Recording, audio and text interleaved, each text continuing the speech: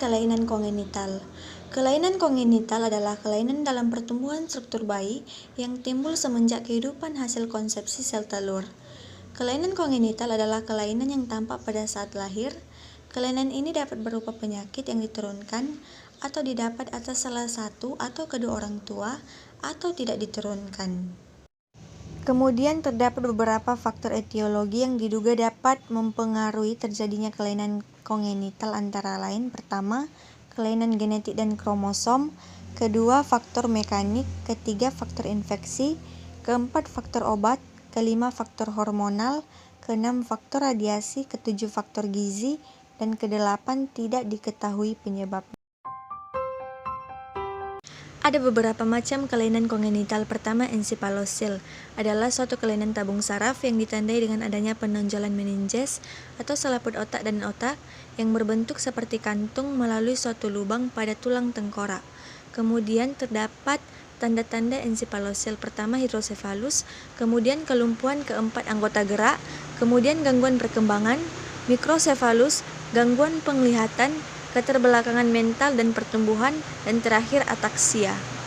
Kemudian yang kedua, hidrosefalus, yaitu suatu keadaan di mana terdapat timbunan liquor cerebrospinalis yang berlebihan dalam ventrikel dan ruang subarachnoid yang disertai dengan kenaikan tekanan intrakranial. Kemudian terdapat tanda-tanda hidrosefalus. Pertama, ukuran kepala lebih besar dibandingkan tubuh. Kedua, ubun-ubun besar melebar dan tidak menutup pada waktunya, terabat tegang dan menonjol. Adanya pembesaran tengkorak dan terjadi sebelum sutura menutup. Kulit kepala menipis disertai dengan pelebaran vena pada kepala. Yang ketiga yaitu labioskisis dan labiopalatosisis. Labiopalatosisis merupakan kongenital anomali yang berupa adanya kelainan bentuk pada struktur wajah. Palatosisis adalah adanya celah pada garis tengah palato yang disebabkan oleh kegagalan penyatuan susunan palato pada masa kehamilan 7-12 minggu. Palatosisis adalah fisura garis tengah pada palatum yang terjadi karena kegagalan dua sisi untuk menyatu karena perkembangan embriotik. Kemudian etiologi. Pertama, kegagalan fase embrio yang penyebabnya belum diketahui. Kemudian kekurangan nutrisi, contohnya defisien Zn dan B6, vitamin C pada waktu hamil, kekurangan asam folat. Dan yang terakhir yaitu faktor genetik. Yang keempat yaitu atresia esofagus. Atresia esofagus yaitu pada ujung esofagus buntu yang biasanya disertai kelainan bawaan lainnya, yaitu kelainan jantung bawaan dan kelainan gastrointestinal. Yang kelima yaitu atresia ani dan rekti. Pengertiannya yaitu tidak adanya lubang tetap pada anus, atau tidak komplit perkembangan embrionik pada distal usus atau anus, atau tertutupnya secara abnormal. Penyebabnya karena ketidaksempurnaan proses pemisahan septum anorektal. Yang keenam yaitu spina bifida. Spina bifida adalah kelainan bawaan yang terbentuk sejak dalam kandungan. Yang ketujuh yaitu omphalokel, yaitu kelainan yang berupa protusi isi rongga perut keluar, dinding perut di sekitar umbilikus, benjolan terbungkus dalam suatu kantong.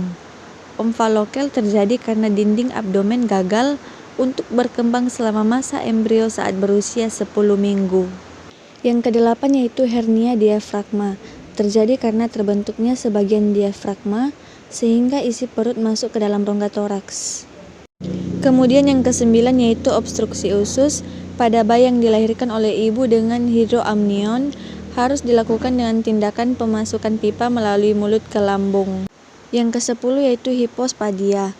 Hipospadia adalah suatu kelainan bawaan di mana metus eksterna terletak di permukaan ventral penis dan lebih proksimal dari tempatnya yang normal atau ujung gland penis. Kemudian penyebab dan faktor kelainan kongenital. Pertama, faktor genetik. Cacat lahir akibat faktor genetik dapat diturunkan dari salah satu atau kedua orang tua, namun bisa juga tidak diturunkan dari orang tua. Kemudian yang kedua yaitu faktor lingkungan. Kelainan kongenital akibat faktor lingkungan terjadi akibat infeksi, paparan zat kimia, atau efek samping obat-obatan pada masa kehamilan. Kemudian pertumbuhan dan diferensiasi sel.